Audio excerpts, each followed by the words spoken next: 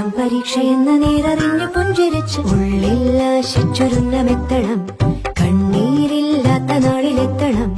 പൂജ്യത്തിൽ നിന്നു മുന്നിലെത്തുവാൻ ഇത്രയും നേരമോ ഇത്രയും ദൂരമോ? ഉള്ളിൽ ആശിച്ചൊരുങ്ങമെത്തണം.